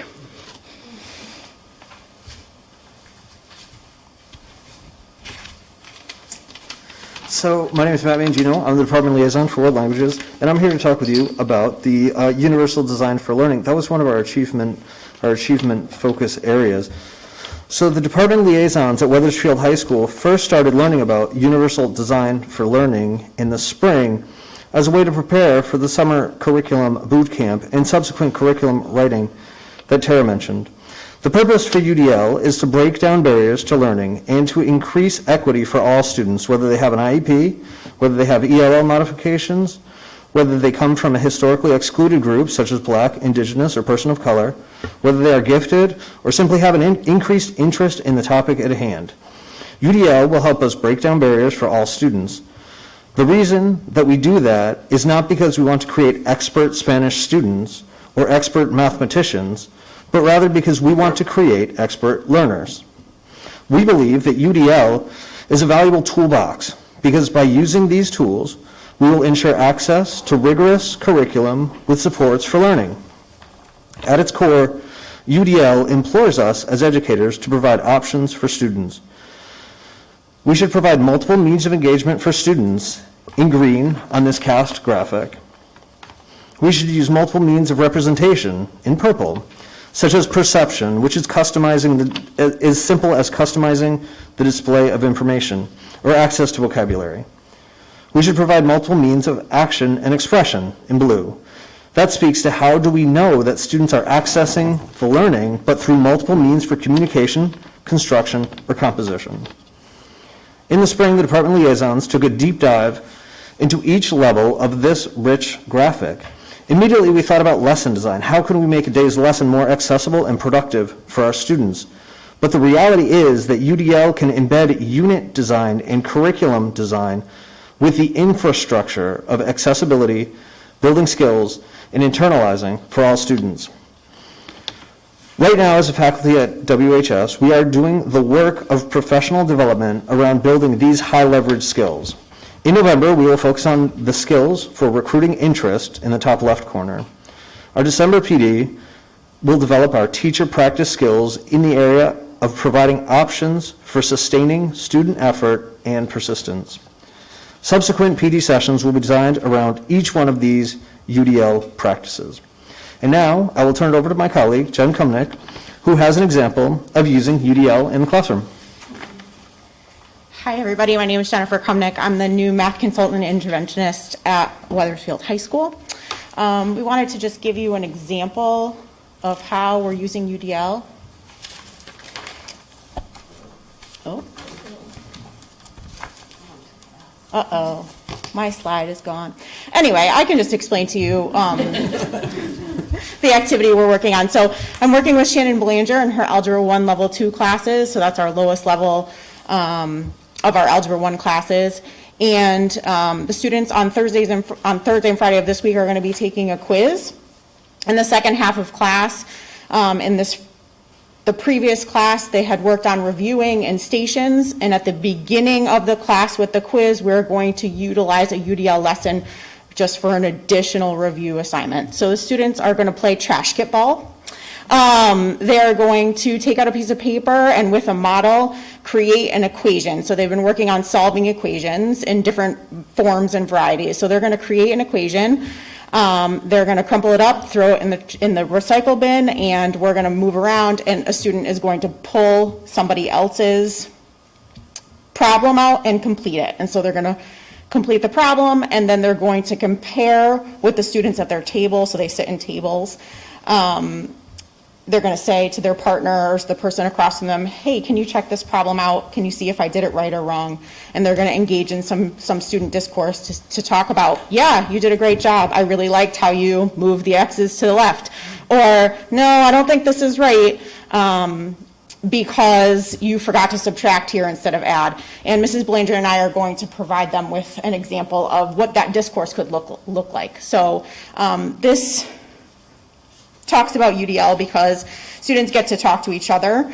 They have different access to explanation, different than the ones I've been providing, different than the ones Mrs. Belanger's been providing.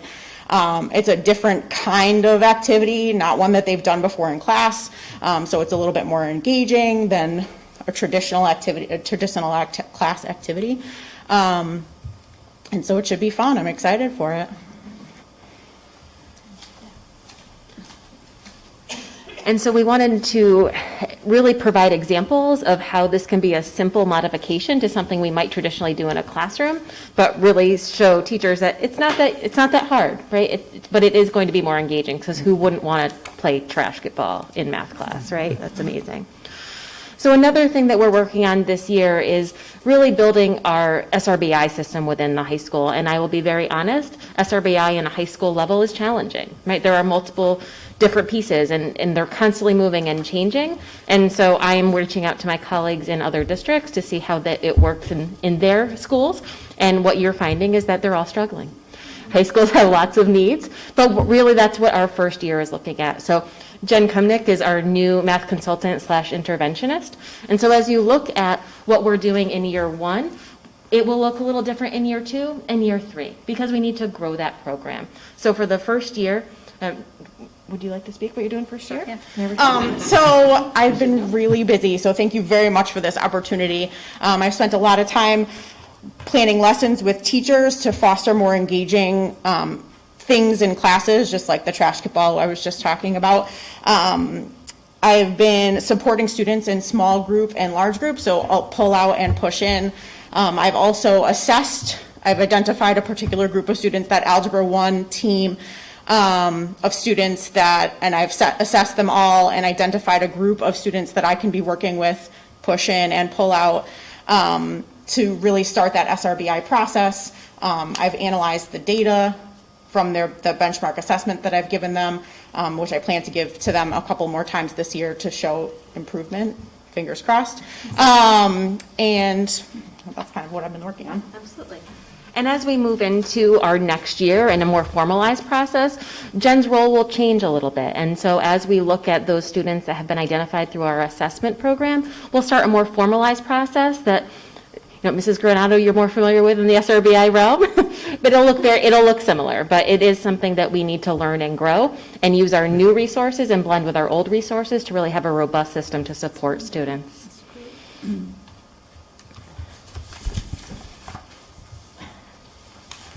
Ready? Yeah, okay. So our next area of focus is going to be the area of equity. And as we really look at the areas of equity, and again, I promised that we would not be redundant, we are doing a lot of the work that is happening at the both elementary and middle school level, but we're also looking at, simply put, how do we ensure that our environment at Wethersfield High School is welcoming to all children and supports their needs to get them to their ultimate goal, whatever their goal is. And so that's what we're really looking at. We're looking at what are the barriers that we might have put up that we're not even aware of. How are we engaging in those conversations? How are our policies, practice, and our environment? Are they reflecting all of our students? And how can those simple shifts really make sure that people feel included within Wethersfield High School? We're also looking at safe spaces and book clubs. So some people are more comfortable with these conversations. And so how can we identify those people within our building, our staff members, where there can be safe spaces to have those conversations. It also connects to the We Connect block to ensure that we have more connections and more opportunities to meet different people and different staff members to really expand our experiences here at Wethersfield High School. Just like Leslie is working on at the Silas Deane Middle School, our Nella is also working very hard in our Library Media Center to ensure that we have book clubs that really provide us with professional development and expand our thinking about how we could better serve our student population. And I'm just going to speak a little bit about the Wethersfield High School equity team. We actually got started last summer, the same summer I believe that the Social Justice Coalition was formed. We have 8 teachers who are 8 faculty members, inclusive of myself, who spent last year ultimately really learning ourselves, getting to know, going through professional development with CREC, as well as, in addition to that, listening. We had the opportunity to do focus groups with all of our staff. So we talked to all of our staff about their perceptions, their thoughts, their beliefs about what Wethersfield High School was as a community. And then we had the opportunity to talk to students. And those thoughts about what they perceived were different. And so it's interesting to gather that information. And then, so now what? So as we have that information and as we move forward, we're committed to foster trust as much as we can within the school community. As an equity team, we take action to restore relationships whenever injustices occur, because the goal of the group, and I think as Siobhan mentioned, the goal is to increase awareness and understanding of all members of our extremely diverse school community. The equity team itself created a mission statement that at its heart is committed to listen, learn, take action, and empower others to create a school community where people are safe, acknowledged, accepted, and supported. So it's all about education. It's all about learning. It is not pound of flesh. It is not finding the person who has said something wrong and casting them out. It is understanding that they're a part of our community, working with them, having conversations, and restoring relationships so that we can move forward and make sure that Wethersfield High School is a safe place. Thanks. So I know I thoroughly enjoyed hearing all of my current colleagues, but former elementary team discuss all of those efforts at the elementary level, and we just wanted to open up to you if you have any questions regarding Silas Deane Middle School or Wethersfield High School's progress in these areas. Any board members with questions or comments? No, thank you very much for coming out tonight, everyone. Great job. Great job. Thank you.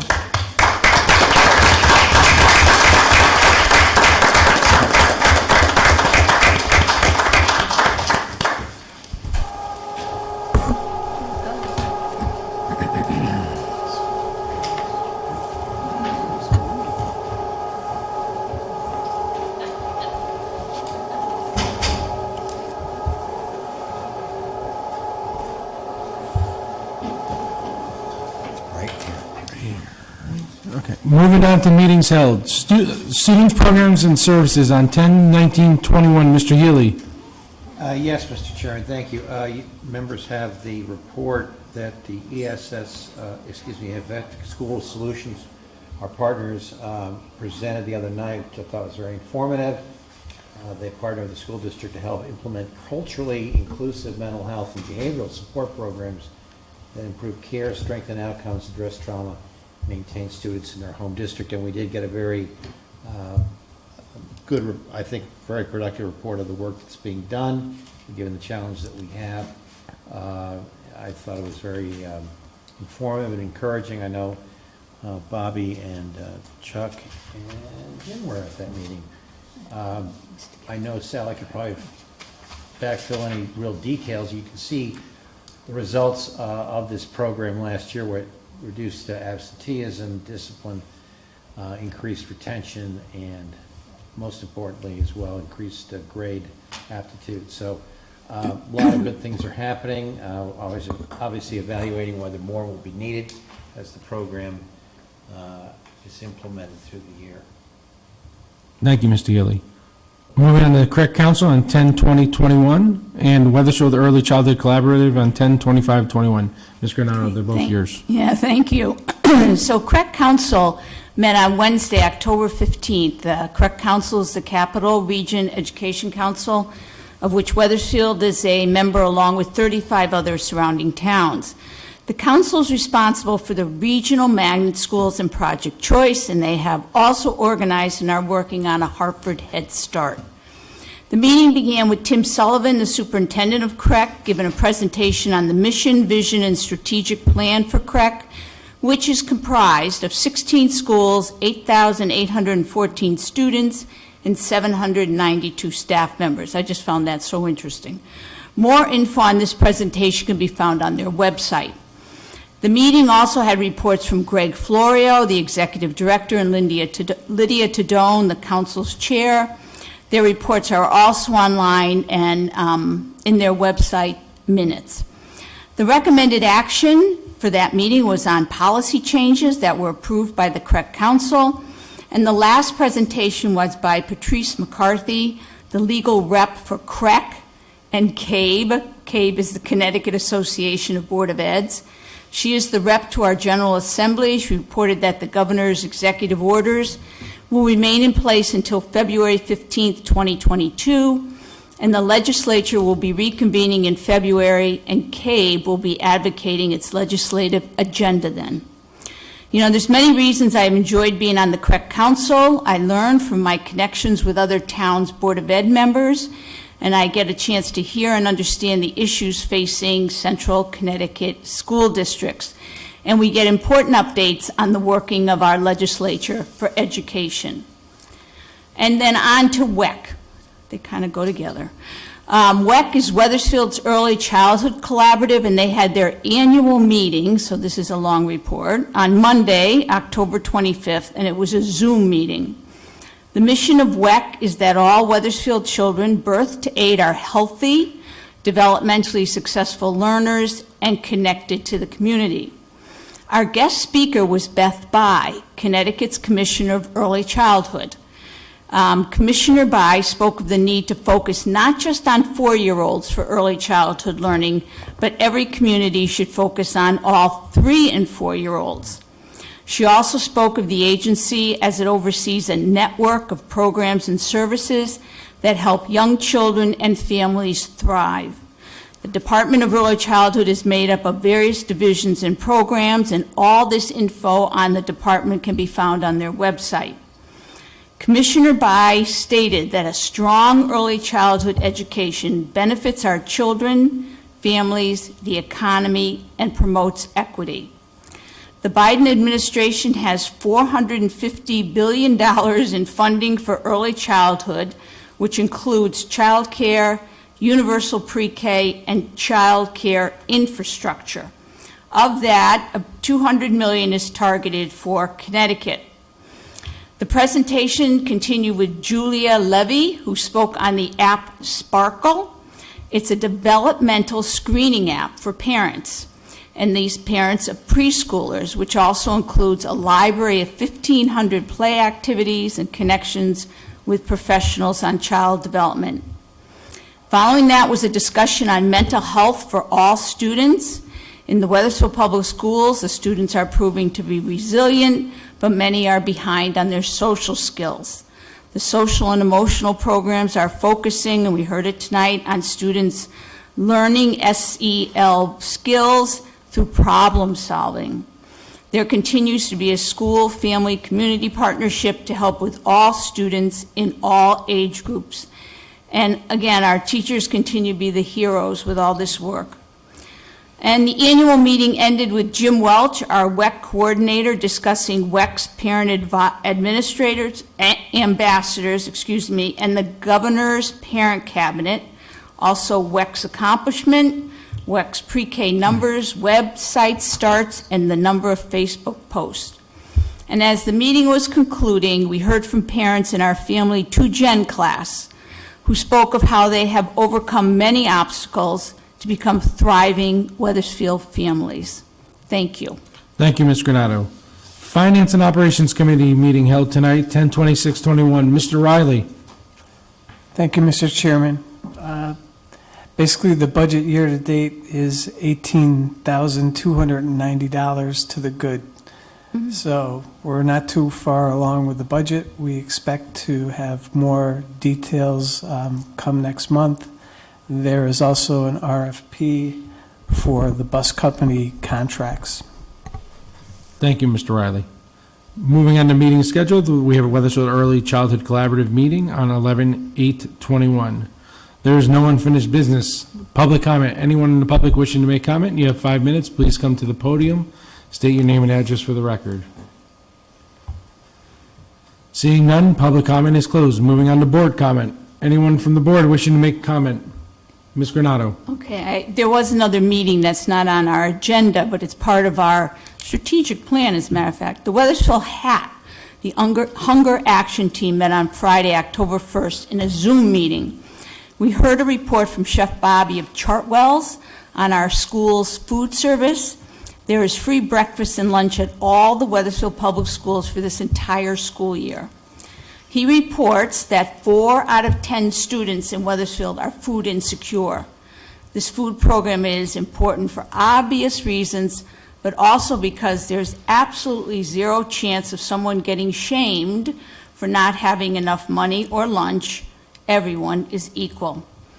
The Wethersfield Social and Youth Services continues to provide residents with pre-packed bags at curbside pickup, and over 100 households are served each month. Our community is very generous in their donations. And appointments are available to help residents with heating costs. A large food drive with first responders is planned in early November. More info to follow on that, and more info about our holiday meals. Social service reports an increase in homeless people in the last few weeks, and they are utilizing social services a bit more.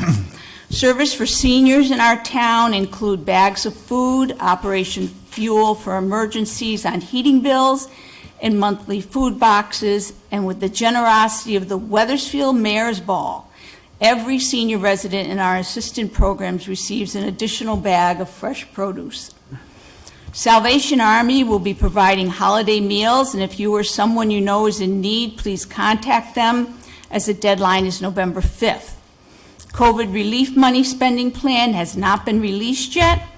If you are interested in being a part of a support team to assist Afghanistan refugees, we do not know if any will be relocated to our town, but please contact Deborah Cohen. And Dazzling Dozens, also being coordinated by Deborah Cohen, will help with monthly food drives.